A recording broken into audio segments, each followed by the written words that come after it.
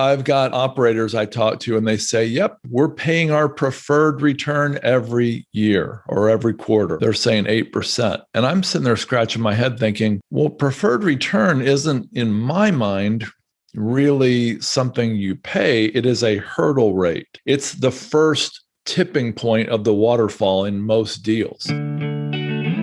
Welcome to the Rental Property Owner and Real Estate Investor Podcast, brought to you by the Rental Property Owner Association, providing benefits and services to real estate investors and rental property owners for over 48 years. With your host, Brian Hamrick from Hamrick Investment Group. This episode is sponsored by Green Property Management, managing everything from single-family homes to apartment complexes in the West Michigan area. Find out more at greenpropertymgt.com. And RCB & Associates, helping real estate investors and small business owners navigate the complex world of health insurance and Medicare benefits at rcbassociatesllc.com. Hello and welcome to episode 296. In order to understand how to structure an investment opportunity for your potential investors, you need to be clear on how the cash flow and profit will be distributed. This is called a waterfall. And there always seems to be quite a bit of confusion as to what that actually means and how to convey it. My friend Paul Moore recently wrote an in-depth article on commercial real estate waterfalls, and I immediately contacted him to see if he'd share this valuable information with our listeners.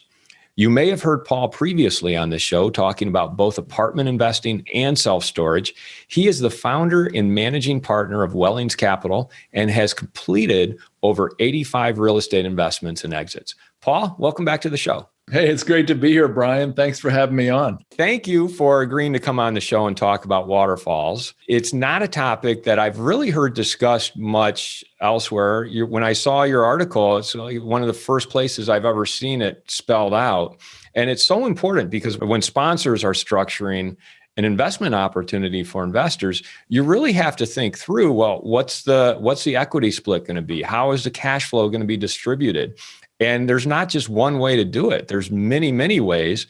And I want to talk about a lot of those ways with you. But first, why don't we just start with you explaining to our audience what a waterfall actually is? If you can imagine, close your eyes and imagine.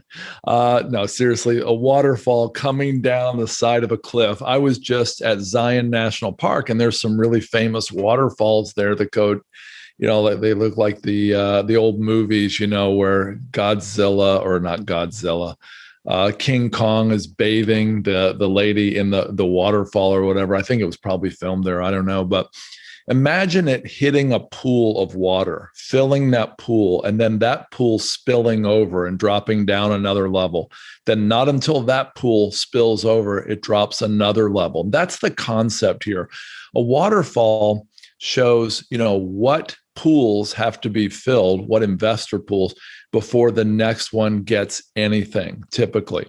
And so it's a structure that typically, so let's face it, Brian, you and I, we're buying self-storage, mobile home parks, multifamily. We know a lot more about the deal than any of our investors, or we better.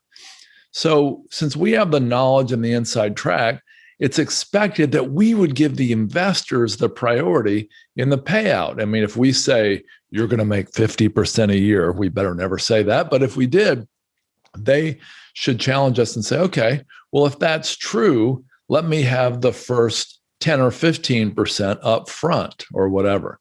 And so that's kind of the thought behind a waterfall. And a waterfall just shows that priority of payout among the different parties. Well, let's talk about cash on cash and preferred return. If you could explain to our listeners what both of those mean. So if you invest $1 million in a property, let's say it was all your own money, your own debt, but you only put $400,000 in cash in, that's the equity, and $600,000 in debt. If you made $100,000 a year profit, your return on investment would be 10%. But your return on cash, or your cash on cash return, would be 25%. It'd be 100,000 divided into the 400,000 cash you put in. So that's a cash on cash return. Now, if I sold that property and made let's say $300,000 profit, Well, that would be a 30% return on asset or return on investment, total investment, because that includes the debt. But it would be a 75%, 300 of the 400 cash I put in, return on my cash. Well, Brian, and this is where I take exception to almost everybody, that's a cash on cash return too. It's just, it's the source of it was the sale of the property. So I don't like to use the term cash on cash because most people, in my opinion, confuse that with cash from operations. And it's what you said earlier. It's the cash flow from the revenues minus expenses minus the debt payment that, minus reserves that's available to distribute every month. People call that cash on cash return. I think cash on cash is the percentage of the equity you have in that you get from any source. Does that make sense? Yeah, and it's you're absolutely right. That is different than the way I think of it, because cash on cash to me is from cash flow. It's not from profit when you sell or refinance the property. But you're taking that into account too, because it's based off of the original amount you put in. Yeah, I think I would rather call it return on equity, ROE, versus return on asset, ROA. I think that would be a better way of talking about it. Cash on cash, to me, honestly, the way it's used is a bit confusing. To me, it's more like the return on equity, ROE. Let's go into preferred return, because this is important when we talk about the waterfall and what our investors, because the investor always wants to know, well, what's my return? What am I going to get? So this is confusing as well. And maybe it's me in both these cases that's wrong. Maybe it's me taking the contrarian point of view. I don't mean to be difficult, but I've got operators I talk to and they say, yep, we're paying our preferred return every year or every quarter or whatever. They're saying 8%. And I'm sitting there scratching my head thinking, well, preferred return isn't, in my mind, really something you pay. It is a hurdle rate. In other words, it's the first tipping point of the waterfall in most deals. A preferred return is the amount of cash, and again, I would say generally from any source, but let's call it from cash flow now, the amount of money from cash flow that is paid to the equity investor, or typically the limited partners, first, before there's any sharing with the general partners or the syndicator or the operator, however you want to call it. So typically a preferred return may be 5, 7, 8, even 10%. And then that means that LP or the equity investors get all that first before anything else is paid out. So let's say we're at an 8% preferred return. And let's say year one, the return from the asset is 5%. Well, I have some people who would say, yep, we missed your preferred return. Well, okay, but I mean, the asset threw off 5% the first year. That means typically, if it's cumulative, that means that they're banking 3% more for a future year. And let's say the asset hits 7% the second year payout to investors. Well, they get all that too, and the GP gets nothing of that. And then there's 1 more percent, 8 minus 7, 1 more percent banked for the future. So there's 4% banked for the future. And let's say the next year they have a wonderful year and they make 13%. Well, the investor gets the preferred return. That's the first 8. Then they get the 3 plus 1, or the 4 that they missed the first 2 years. So they get the first 12. And then that very last 1% is shared with the general partner or the syndicator. And that's typically shared according to a split, like 70-30, for example. So to me, a preferred return is a hurdle rate. I would rather call it a preferred hurdle rate than a preferred return. I always think of the term preferred as, when I use it with investors, is that the investor gets preferential treatment on Absolutely. that number. So it prioritizes them and them getting paid before the general partners or the sponsors. Hurdle is a good term too, and I've heard that used, especially in the development world, the hurdle that you want to reach. But essentially, they both mean the same thing: is that the investor is going to get that particular rate before the waterfall extends to anyone else. Right. I think that's absolutely true. And a preferred hurdle or preferred rate of return, is basically usually a percentage of the outstanding invested capital. So if I'm an investor and I invested $100,000, and 5 years into this, there's a refinance and I get 70,000 back. Let's say I get 70% of my original investment back. Now the preferred return used to be 8% of 100,000 or 8,000 a year. But now, under most arrangements, it's based on the 8% of the outstanding capital. So if I got 70,000 back, it's 8 times 3, or $2,400 is the preferred return rate. Now, as an investor, before you go screaming and saying, what? You ripped me off. Well, no, that's not the case at all. You got your 70,000 back to go reinvest. That's good. That risk and money's off the table. And you're still getting typically 70% of the profits. So even if you hit that preferred, return is only 2,400 rather than 8,000 now, based on a $100,000 investment at 8%. If it's only 2,400, you're still getting the majority above that as well under most arrangements, like a 70-30, you're still getting 70. The least you'll ever get, even if we not bought you out, but even if we paid you all of your original investment back, the least you'll get is typically 60 or 70 or 80% under most arrangements. Isn't that how you see it, Brian? Yes, but although I've seen it differently as well. How have you seen it different? I'd love to talk about that. I'll give you some examples, but I want to just let our listeners know that what you're saying bears going back and listening to, especially if you put together syndications or funds, because these types of terms and definitions and the way you apply them to your opportunity really has a ripple effect as to how the money gets paid out and whether it's in balance between the investor's interest and the sponsor's interest.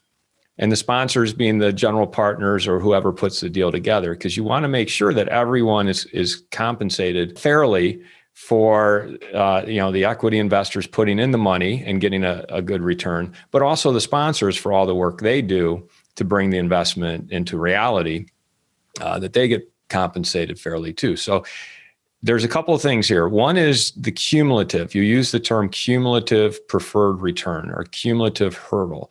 What that means is if you can't pay the 8%, let's say it's an 8% preferred return in the first or second year, it accumulates. It's cumulative. Right. So it's still owed. And if you increase that cash flow in the third year, well, you're going to catch up on that preferred return.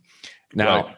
I have done it in the past without the cumulative return. Really? Where it's non-cumulative. Okay. So if we don't meet that 8%, you're not going to get, it's not accumulating. We'll make would that be on a development deal, Brian, where there's just no cash flow the first 3 or 4 years? It wasn't a development deal, but it was a huge value add deal. So we could project, okay, in year 1, you're going to make 5%. Year 2, we're going to get closer to 6.5%. By year 3 and 4, we'll be reaching that 8% preferred. Yeah. And that's when you'll get it. But since we didn't make it in year 1 and 2, we're not going to pay. We're not going to still owe it to you. Okay. We're only going to pay out what we can. That makes sense. But it's preferred, so the investors are getting the first dollar, which means the general partners or the sponsors didn't receive any money during that period. Right. Let's talk about compounding, because compounding has a very particular meaning too. And maybe you'd be better at explaining that, Paul. Yeah, Brian. So I've never seen a deal with compounding cumulative preferred return. But if something is compounding and cumulative, from what I've heard, not only does that 3% in my example shortfall in year 1 and the 1% in year 2, not only does that accumulate for the future where there's better cash flow, but it's also compounded, meaning that there's interest paid on that. So if they're a year or 2 or 3 catching up, that's gaining interest and it's snowballing as well. Again, I've never seen that, but I have heard that structure does exist. Yeah, I have not seen that either. But what I have seen is in the operating agreement or the PPM that it's made clear that it's a non-compounding preferred return. It could be cumulative, non-compounding. And you want to spell that out and say non-compounding so that somebody doesn't come back later and say, well, wait, why aren't you paying me interest on that cumulative preferred return that I haven't received yet. Right. So it's important to say it's non-compounding. Yeah. Okay, so let's talk about how the sponsor or the general partner gets paid. It seems like, Paul, you could go a couple years without making any money as a general partner if you're trying to catch up on this preferred return. So the general partner, as we've talked about, the syndicator deserves to take, and they should take, the vast majority of the financial risk, since the cash investors, the LPs, are taking the financial risk typically. And hopefully, by the way, they're both taking that risk. Hopefully they're investing alongside, the GP is investing alongside the LPs as an LP as well. That's typically called pari passu, meaning that they're treated the same as any other investor. That's a French term. I don't know French, as you can tell. But there's another thing called a catch-up provision. And the catch-up provision is for the GP, similar, but not the same, as the cumulative function that we talked about a moment ago. Now, the catch-up provision says that in the end of the day, this is a little hard to follow, so hang with me, friends. At the end of the day, let's say you want the whole balance of the deal to end up at 70-30. Not a preferred return and then 70-30 above it, but 70-30 on the whole thing. That's a major difference, okay? And some sponsors will have a catch-up provision, and here's what it looks like. Let's say there's an 8% preferred return and then a 70-30. And let's use my example from earlier. They got 5% year one, 7% year two, 13% in year three. So let's say it's 12% in year three to make it simple. So by the end of the third year, the LP investors are exactly caught up. They've got exactly 24%. That's 3 times 8 on average, 24%. Now, from then on, assuming there's at least 8% the next year, anything above that is split 70-30. But with a catch-up provision, once they're caught up, now the GP or the syndicator, they get the lion's share after that. So let's say that catch-up is reached, and it's like that box is checked, that hurdle rate has been achieved. Now if there's a 70-30 overall split, the catch-up provision says the syndicator will get the next, let's say, I'm just going to round here, 30% of the money. They'll be getting the cash flow till they're back in balance at 70-30. I'd like to take a moment to tell you about Green Property Management. Not only do they manage everything from single-family homes to apartment complexes in the West Michigan area, they also manage my entire portfolio. So I can tell you from personal experience that their unique flat fee management style is worth a closer look. If you feel that your property isn't operating to its fullest potential, then Green Property Management can help you take a holistic approach that will save you money, eliminate your headaches, and increase your net income. And if you're a property manager interested in applying Green Property Management's model, give them a call at 1-866-95-GREEN or visit them on the web at greenpropertymgt.com. If you're thinking of leaving your W-2 job and becoming a full-time real estate investor, one of the greatest costs you must consider is healthcare for you and your family. When I made this transition myself, I found the whole healthcare insurance process to be confusing and frustrating. That's why I'm glad I met Chad Creasy at RCB & Associates. Chad is a professional health insurance agent who helps real estate investors and small business owners understand and choose their best healthcare options. And best of all, his services are covered by the insurance company and won't cost you a dime. If you live in Michigan and are expecting a change in your healthcare insurance coverage for any reason, or losing employer coverage or transitioning into Medicare, then you owe it to yourself to contact Chad Creasy at rcbassociatesllc.com. The catch-up gives them the equivalent amount so that they're in balance at 70-30. So it's not like they're getting the next 8%. And that's one way of doing it. Yeah, they're not getting the next 8%, but they're getting that 70-30 split of 8%, which would probably be somewhere in the 2 to 3%. Right? Yeah, something like that. Mm-hmm. And so anyway, it gives them a catch up. Now, just like the compounding, I have not seen this catch up provision in an actual document, but I know that there are documents that do that. And I use it all the time.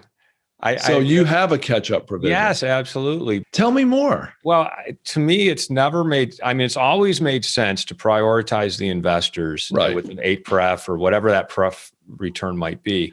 At the same time, myself, my partners, we need to get paid too. So we should be next in line. We're prioritizing our investors, but then I always have a catch-up provision so that we get the equivalent 70-30 split or whatever it might be. And when we say, and by the way, we're saying 70-30 split. If anyone's confused about that, think of a pie. When you have investors and partners, you're splitting that pie up. Who gets what percent of that pie? A very typical split is 70% of that pie goes to the investors, 30% goes to the general partners as sponsors. It could be 50-50, it could be 80-20, but for our purposes, we're using a 70-30. I always feel like that catch-up provision needs to be in there. I've fought with some of my partners in the past about that because they've never seen it either. Usually, like you said, you reach that 8% pref for the investor, and then everything after that is split 70-30. But in my mind, and my sense of fairness, no, the general partner should be brought up to that 70-30 level. No, and then I agree. Everything is split 70-30. And you disagree. Let me ask you this, and this is a little technical here, but now that we're in the weeds anyway. Brian, so let's use my example. Took 3 years to catch up for the preferred return to get caught up. The next year, after that all catch up is done, let's say there's only a 5% return for whatever reason. Who gets that 5? Well, since there's a 8% preferred return, the investors would get that. So you're saying the preferred return is still in there. It's only the amount above the preferred hurdle that gets caught up, if you will. So exactly. So the waterfall distribution, the preferred return is always first. So the preferred return is first. So in other words, if there's, let's say 12% again the next year, what it would look like in my mind, at least, is the LP investors get the first 8, that's the preferred hurdle. And then the 4 above that it favors you in the catch up. Is that correct? Correct. Okay. That makes sense. Getting into terminology, I like that term preferred return because the preferred return goes to the investor. They get paid first. They're prioritized. Yes. And then with the catch-up provision, the GP, the sponsor, gets compensated as well. But they have to get their investor to that preferred return first. Great. So let me ask you this. Are you targeting a straight split of whether, for our example here, 70-30, are you, at the end of the day, are you expecting that there'll be an 8% pref, then 70-30 at the very end of the deal? Or are you expecting it to be exactly 70-30 at the end of the deal? That, like I said, that's a huge difference. Yeah, I'm not sure I understand the distinction, but I'll answer it this way. When we come up with our waterfall distribution, it's really backing into it because, and we haven't we've talked about the cash on cash or the hurdle, and that's only part of it. That's half the equation for the investors. Whether it's 8% or whatever. But then there's the internal rate of return, or I prefer annualized rate of return because it's much easier to understand. Me too. Internal rate of return takes net present value. Lots of people who think they understand it don't even understand it. No, and I you know what? Yeah, we could do a whole episode on internal rate of return, but I like annualized rate of return because it's basically how much cash flow, how much profit did you receive, divided by the amount of money that you invested, divided by the number of years that you were. Exactly. That's what I use. I call it the total rate of return. I like that too. Total rate of return. I use annualized rate of return. Yeah, annualized is more accurate. I'm going to use yours from now on. Okay. We're learning. I love talking with you, Paul, because I learned so much from you, and you're so gracious. But I back into all these terms, the entire waterfall and everything. I back into it from, what is the annualized rate of return? At the end of the day, when we sell this or we refinance and buy out our investors, what is that final return I want to get them to?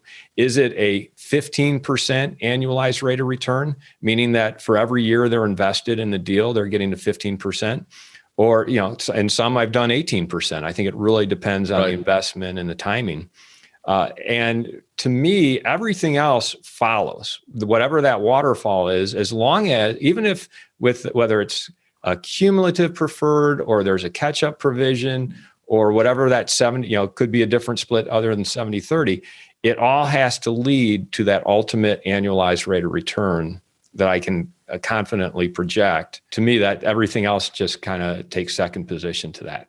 That's really good thinking. I have to go back and ask though, at the end of the day, if there is, I'm just trying to be super simplistic here.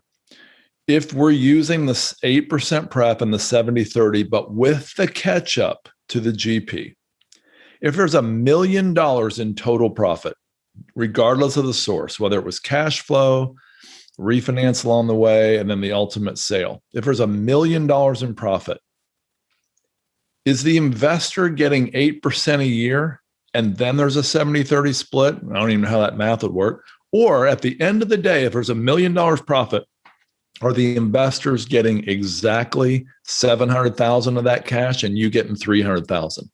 Because to me, the catch up would ensure that you ended up exactly whatever your split was, 70-30 in this case, at the end. Is that happening or is that not happening? This is why it's so important to have these conversations with your partners and come up with this, because it needs to be spelled out in the operating agreement. There's two different answers to that. It could be that preferred return, if it's cumulative, gets paid up at the end of the deal, and then everything else is split 70-30.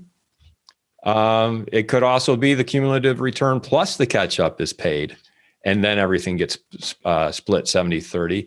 Or as long as you're reaching the projected annualized return, it could just be the profit is split 70-30. And I think that's something you need to kind of think about when you're putting together the waterfall structure and make sure it's spelled out in the operating agreement. And I know that if you work with a good attorney who does this all the time, there's standard boilerplate language and terms and structures that are typically done.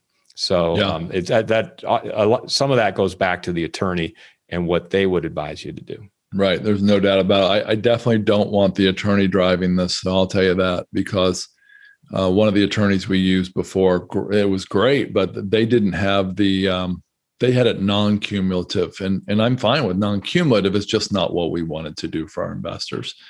And that was actually in the docs. You may remember this, Brian. And we had to amend the operating agreement once we caught that later. We just missed that. And in our youthful zeal a number of years ago, we didn't actually know that anybody did anything but cumulative. So we missed that in the docs. That's one of those things that you don't really think about until you get to that point where you have a liquidation event. Yeah. And then it's like, well, how do we distribute this? Let's go back to the operating agreement. And quite often, I think if you look at a lot of these operating agreements, you'll see a lot of ambiguity as to how that might be done. So, Brian, I didn't plan to say this, but let me tell you this. I actually looked at a development deal once that had a non-cumulative pref. And here's what I told the sponsor. I was actually thinking about investing in it. It looked like it was going to take 4 years, 3 years to stabilization, and then the fourth year would really be throwing off some cash. And it was a non-cumulative pref, and it was an 8% pref. And I said, so you expect the cash flow to be 0, 0, 0, and about 8% over the 4 years. Is that right? And they said, right. And I said, so, and the pref's what? 8%. And it's not cumulative? No. So I argued with them. Maybe I was being a jerk. I said, I think your preferred return then for the first 4 years, let's just say you sell it at the end of the first 4 years, because they could. I mean, a development deal, once it's stabilized, sometimes people sell it. I said, I think your pref's really 2%. He said, what? I said, the pref in the first 4 years is 0, 0, 0, and 8. That's 8 divided by 4. That's 2% a year. And I didn't invest in that deal. I was never sure if I was right about my math, though. What do you think about that? Well, you're absolutely right. And that's a hard pill to swallow for an investor to go 3 years with no return and then an 8% return in the fourth year.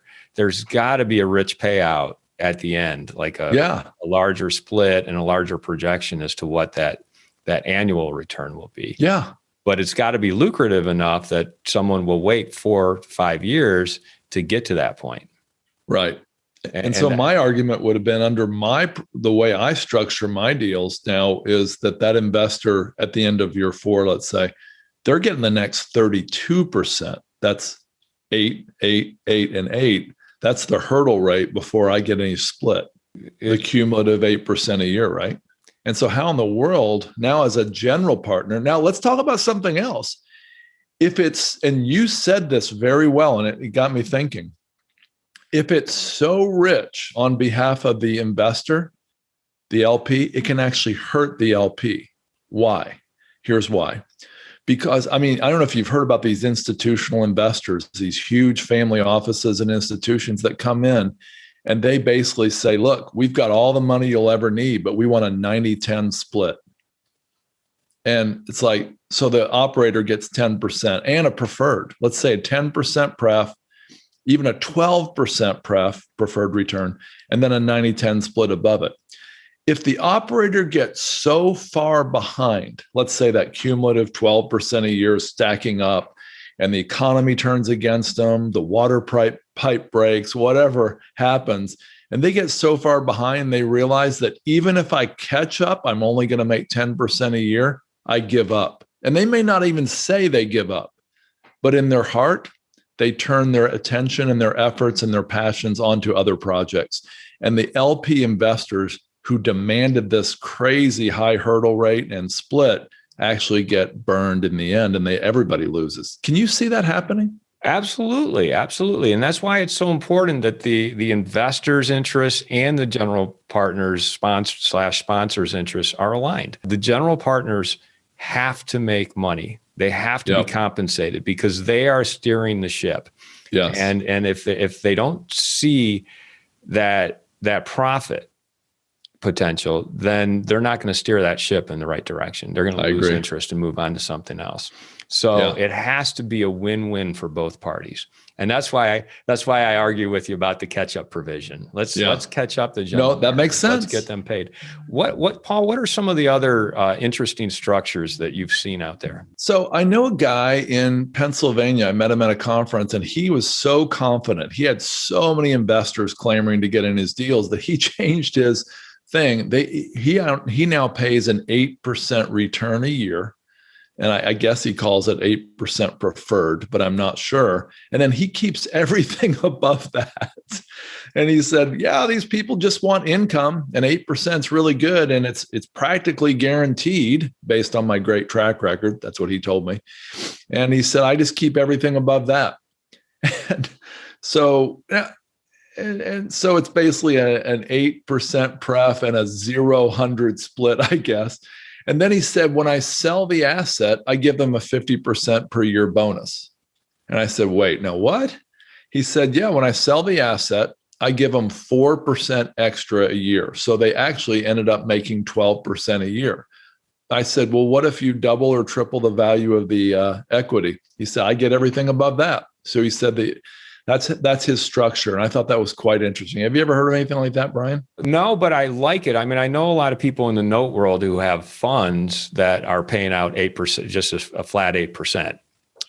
So you invest in that. I like his structure, but I also think it's dependent, and I know who you're talking about. I think he's got a track record. He's got a massive awareness, and he can do that. I feel that with the investors that I work with, there needs to be a little bit more meat on the bone for them. Right. So, but it's also a mindset thing. Yeah. I should throw this in. And I think when he gets them to the 12%, I don't think it has to be about the sale of the asset. I think it could be through refinance. When he gets to that 12, he buys them out. So at the same time, he gives them the 12% a year. He gives them all their principal back. So it must be a massive refi. and he pays them all their principal. So let's say it's $100,000 back, and that bonus 4% a year. In other words, that's kind of a catch up to the investor, if you will, to get them to 12. And they're as happy as they can be, and they line up to invest in his next deal. Yeah. And so that's an interesting way to buy him out as well. And now he, with a lot of debt, the bank involved, owns all those assets at the end of that. So that's an interesting structure. And that's one of two I want to talk about if we have time. Let's hear that other structure. Well, here's a new, or maybe it's not that new, but here's an interesting structure. I've got investors in our fund, and I'm one of them, by the way, who doesn't want income. I'd much rather accumulate growth and, accumulate the appreciation, keep reinvesting that money and see it come back much bigger in the end, because I don't need the income. I've got other investors who just want income. And then I got a whole bunch in between that want income and growth. Of course, most of us are that way. Well, one syndicator out there I know scratched his head and figured out a way to provide both. And maybe you've heard of this. What he does is he has we didn't talk about the multiple waterfalls, the other splits, but we can, maybe hit that some other time. But what he does is he has two classes of investors, two classes of LP investors. So he's got the GP, but he's got LPA and LPB. Now, LPA, they get a preferred return of 8%, and that's it. That's all they'll ever get. So he says to the person who, let's say a little older person who really just wants cash flow and they don't care about the upside, he says, good, I'm going to give you 8% a year and that's it. Now that person, the LPA investors, if you will, get 8% a year, and then anything above that it tilts over the next pool of the waterfall to the next pool, and that's the LPB investors. Those LPB investors get no preferred return, but I believe, if I remember right, they get something like a 70-30 split with the GP, period. So if it spills past that first pool, the preferred group, and there's money left over, so let's say there's a 12% return in our example again, the LPA people get all the first 8, and then they get no more. The LPB people get the 4% that's left over, and they get a 70-30 split on that, I think. So they get about 3%, and then with the GP. Yeah, so they get 3, and then the GP gets the 4th. Now, in the event of a refinance, let's say 50% of all the principal across the board is refinanced. Well, now that LPA people, they're essentially bought out. So they're essentially bought out. Let's say they get 50,000 or 100,000 back. That reduces the threshold by half. And now that their 8% payouts based on half, that means the B people, and then of course the syndicator, get a much bigger share. And if there's 100% refinance, and we all know that's very possible, then the LPA people are completely bought out. It's sort of like paying off debt. So it looks like debt, right? And they're completely bought out. And then the LPB people and the syndicator get all of the profit, and it's a 70-30 deal. And so this accomplishes the desire for people who want income only, people who want growth only, people who have different risk tolerances, and the confident sponsor who really believes they're going to end up at 20% a year and that this will really benefit the sponsor as well. And the sponsor effectively gets to buy out some of the people. So some people say, hey, I want a way to buy out my investors. And this is a way to do it. And anybody can choose to go in the A group or the B group. And one little catch with this, and I don't have the math off the top of my head, is you have to limit the size of the A group. Because if you think about it, if the A group is, let's say, 80% of the investors, that B group is at a ton of risk that they're never going to get paid.